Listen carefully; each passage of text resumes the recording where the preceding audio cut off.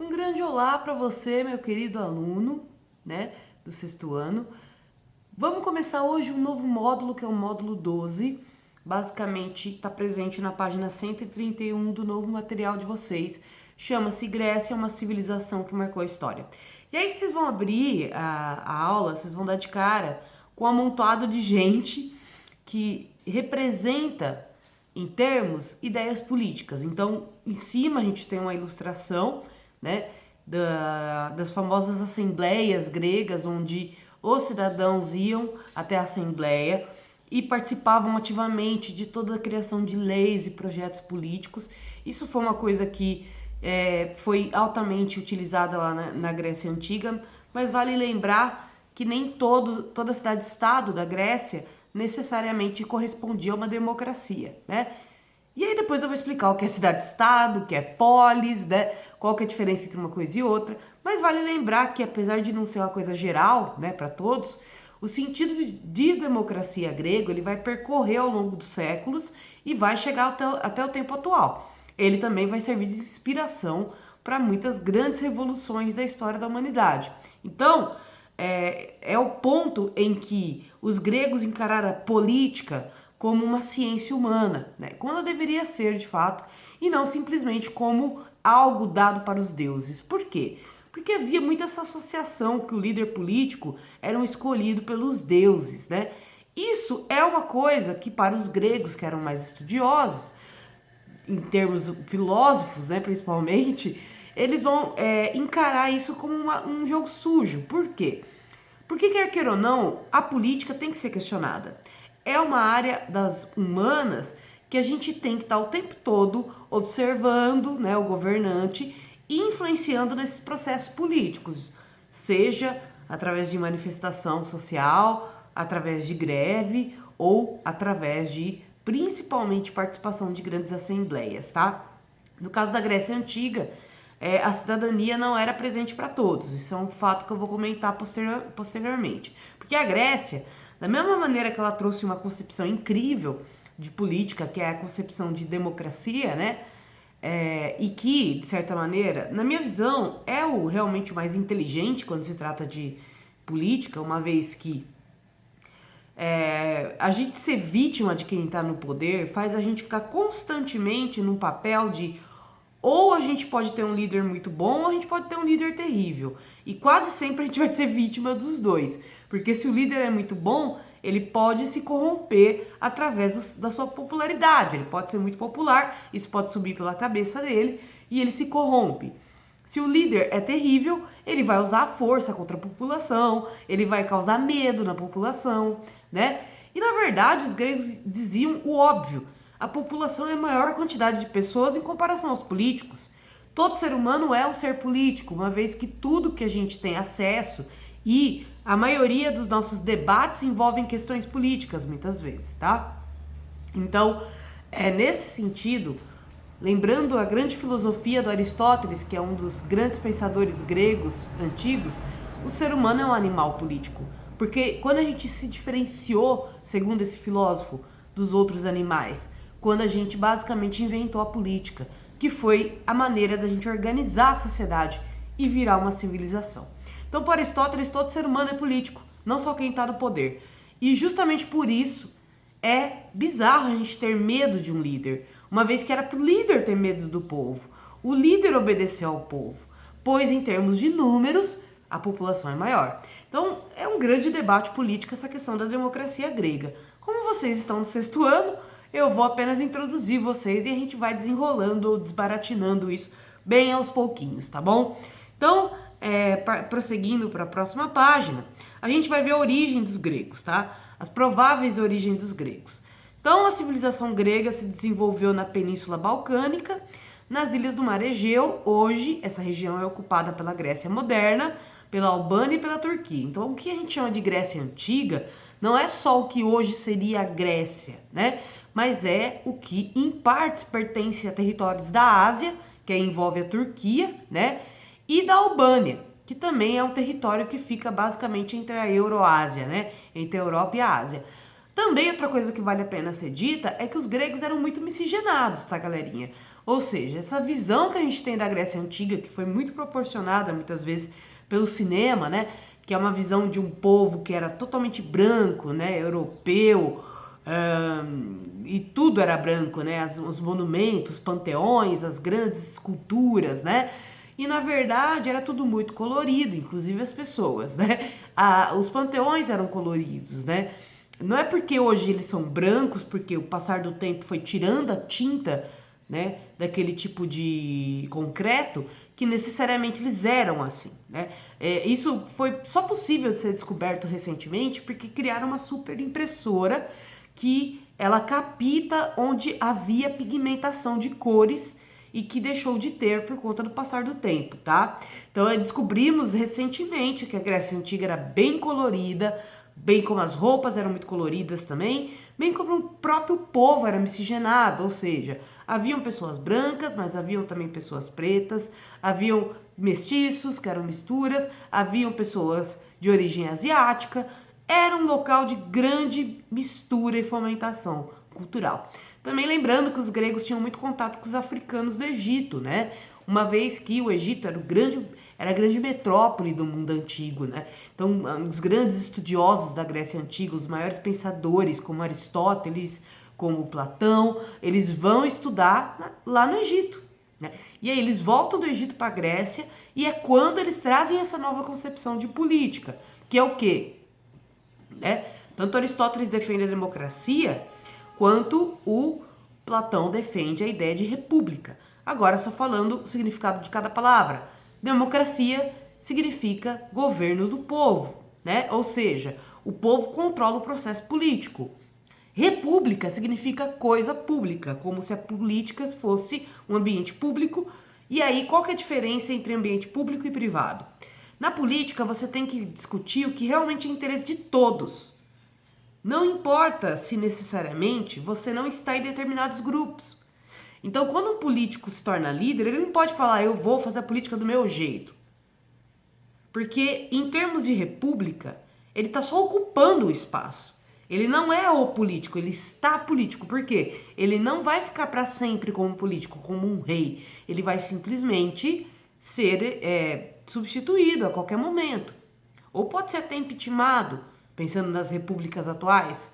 Você pode tirar um presidente do poder, né? Então, existem muitas formas, galera, de pensar a república, mas uma das coisas mais importantes é saber que, para o Platão, o poder público tinha que ser algo que fosse benéfico para todos, e não só para quem está no próprio poder, né? O que ele quer dizer com isso? Que quando uma pessoa entra para a política, ela não deve se deixar levar por seus próprios interesses apenas. Uma vez que ela está fazendo uso de um poder público, então ela não pode privatizar esse poder público. O que significa isso? Ela não pode tornar o poder público como algo do interesse dela só e ponto, ou do alto benefício dela, porque ali não é um poder privado, não é uma empresa, não é uma família, sei lá, dependendo da família, às vezes tem o líder, né, da família, ou a líder, né, depende a dinâmica social, e basicamente não é algo seu, para você chegar lá e falar assim, eu vou fazer a Grécia Antiga inteira obedecer aos meus interesses, né? Eu tenho interesse em guerras, então eu vou entrar na guerra e vou fazer todo mundo entrar. Não, pera lá. Primeiro você tem que passar pela Assembleia, né? Porque esse poder que você está exercendo não é seu. Ele é um poder, na verdade, que é temporário, né? Então você não pode transformar esse poder público numa coisa direcionada totalmente para o seu interesse e ponto, né? Então, dando essa introdução sobre política para vocês, vamos continuar então aqui a nossa leitura do surgimento da Grécia. Devemos aos gregos a própria imagem do que chamamos de história. Registros organizados de acontecimentos e relatos disponíveis para as gerações seguintes. Heródoto, considerado o primeiro historiador que se tem notícia, era grego. E o Heródoto também estudou no Egito. E lá no Egito, ele observou os escribas, que tinham aquela mania de escrever tudo que acontecia no Egito, que era registrado, né, como conhecimento. E aí ele pensou, poxa, por que a gente não registra a história? Porque a ideia do Heródoto, que é incrivelmente legal e que a gente que é historiador agradece assim muito, é que registrar a história não é algo para nós, mas para gerações que estão por vir, né? Então ele vai registrar momentos muito cruciais da história, inclusive, dessa época. E graças a ele que a gente soube características físicas de povos que não deixaram nenhum escrito histórico, né? Por exemplo, os famosos povos germânicos, né? Os povos germânicos são os povos que inspiraram super-heróis como Thor, que é inspirado na mitologia germânica, ou até, indo mais para a atualidade, aí, comentando um pouco do novo desenho da She-Ra, né? A She-Ra é uma valquíria, que vem da cultura germânica, que vem dessa tradição germânica. Então, por que a She-Ra e o Thor são loiros de olhos azuis? Porque o Heródoto descreveu os germânicos assim, né? Ele fala que os germânicos eram loiros de olhos claros e que isso era diferente do que ele estava acostumado. Eles não tinham costumes de cortar os cabelos, deixavam a barba crescer, né? Em comparação com os gregos e depois com os romanos, que tinham o costume já de cortar o cabelo curto, né? Estilo militar, não deixavam a barba crescer. Eles achavam até, inclusive, que isso era sinônimo de civilização, né? Eles se consideravam mais civilizados por conta desses hábitos que eles tinham. O que não impediu os germânicos de ganharem essa guerra, né? Não foi o fato deles terem barba que deu desvantagem alguma para eles, tá? Mas só adiantando um pouquinho a história, isso vai acontecer um pouco depois, tá, galera? Isso que eu comentei. Voltando aqui para a Grécia Antiga, o Heródoto, então, é nosso considerado paizão da história, tá, galera? Ele é o pai da história. Então, além dos relatos históricos, muitas criações gregas, nos esportes, nas artes, no pensamento, na política, na investigação da natureza, influenciaram até hoje a nossa forma de viver e entender o mundo. Por isso, essa civilização é considerada uma das grandes inspirações para as sociedades do Ocidente, o hemisfério no qual o Brasil se localiza, porém, vírgula, alto lá, alto lá. O Brasil não é totalmente ocidental, tá? Só para fazer um adendo. O que a gente chama de cultura indígena não se encaixa no que a gente poderia dizer que é Ocidente, né? Tanto que recentemente fizeram um estudo de troncos linguísticos comparativos e descobriram que o tupi é muito parecido com a língua japonesa. Eu achei isso fantástico. O que mostra, sim, que temos uma origem oriental, asiática, né? E também a gente tem outras tradições orientais que foram trazidas para o Brasil, como a cultura árabe, né? Que é muito consumida principalmente no sentido de comida, né? Que a gente come muita comida árabe. Determinadas culturas de Portugal que foram trazidas para cá também não eram consideradas ocidentais, porque Portugal era habitada por povos bárbaros, né? Eram povos que não eram associados aos cristãos, foram associados depois. Parte da cultura africana também que veio para o Brasil não era necessariamente parecida com essa cultura egípcia, né? Tinha algumas diferenciações.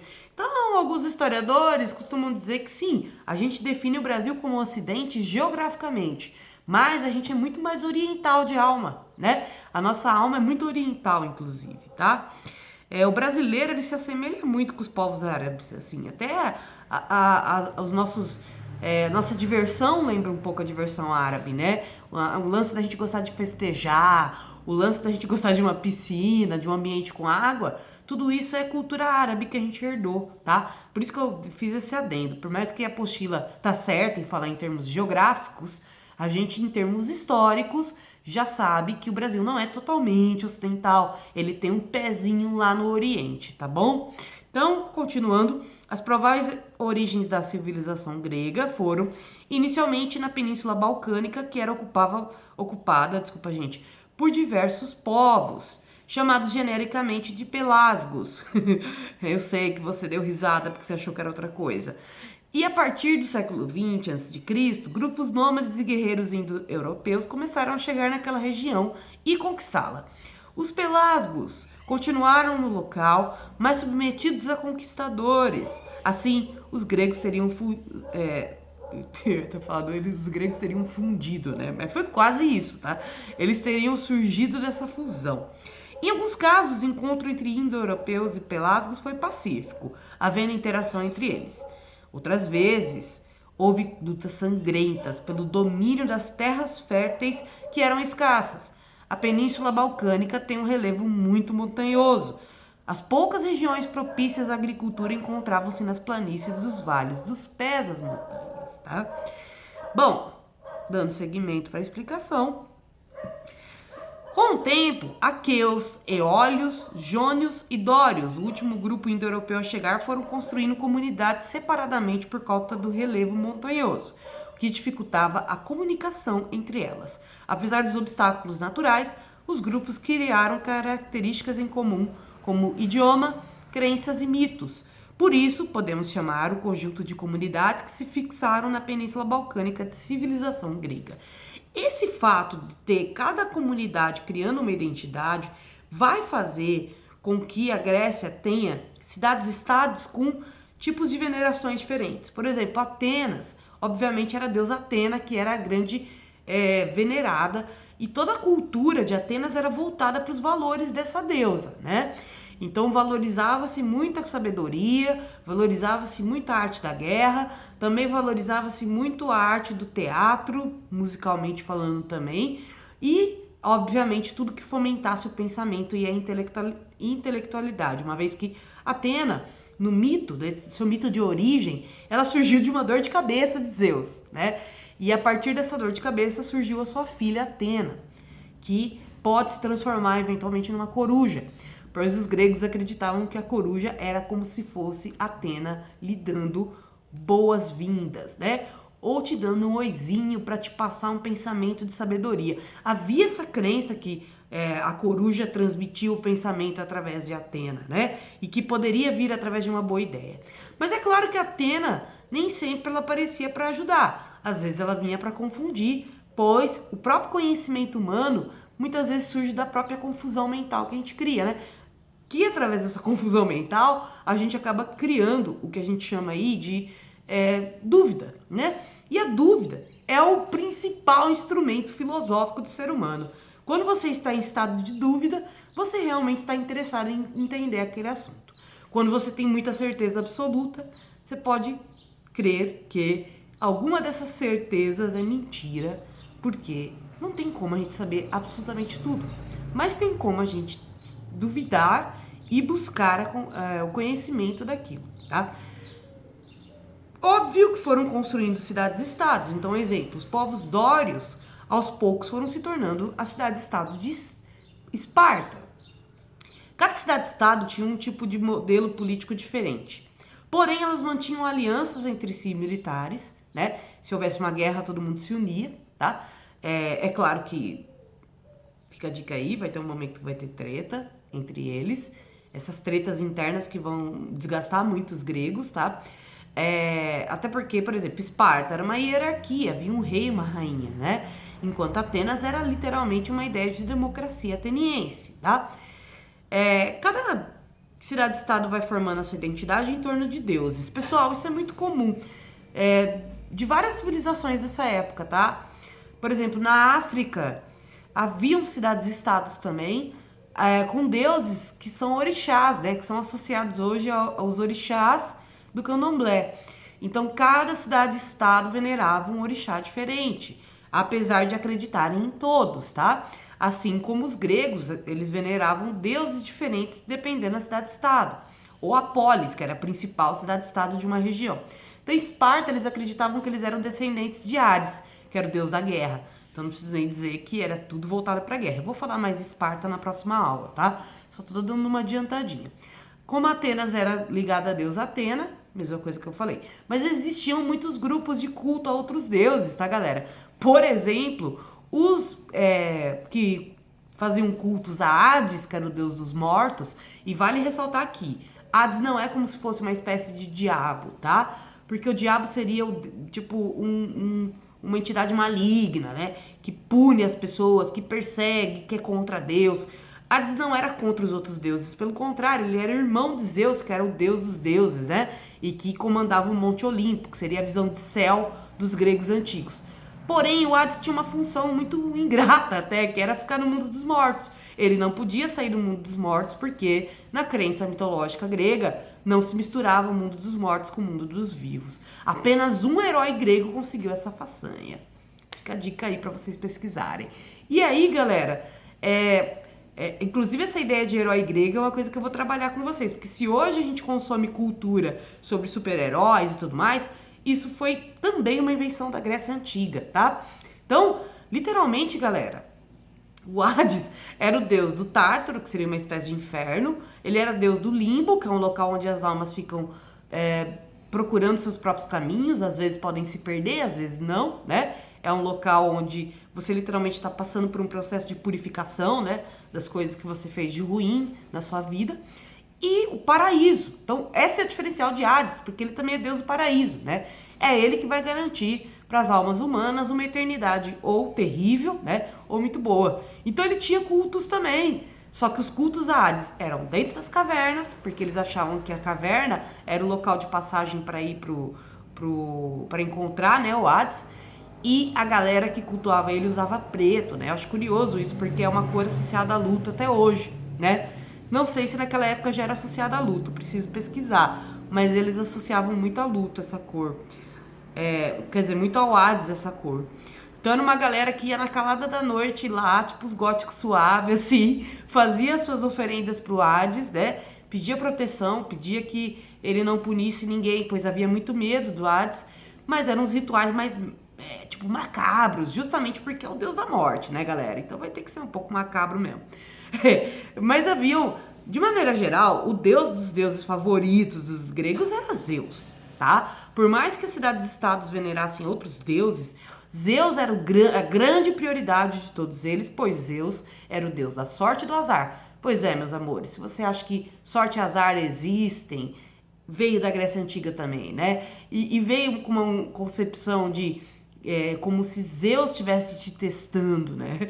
Basicamente. Outra coisa é que os gregos tinham o costume de ter tochas em suas casas, porque eles acreditavam que o fogo era uma maneira de conexão ao lado benfeitor de Zeus. Então, quando a tocha apagava, eventualmente, eles achavam, alguma coisa de ruim vai acontecer. Era tipo um mau agouro, sabe, para os gregos. Bom, vocês perceberam que eu adoro esse assunto de Grécia Antiga, né, galera? Acho que dá pra gente bater bastante papo sobre isso, tá? Então, o que vocês vão fazer pra mim, pessoal? Vocês vão fazer a atividade 1 pra mim, tá? Que é basicamente o que motivou os gregos a fundar colônias. E aí vocês vão falar sobre essa questão da região ser muito montanhosa, né? Então, por ser muito montanhosa, eles precisavam ter espaços fixos perto das montanhas, porém não conseguiam conectar uma cidade na outra, o que deu essa peculiaridade, né? De cada cidade criar uma identidade.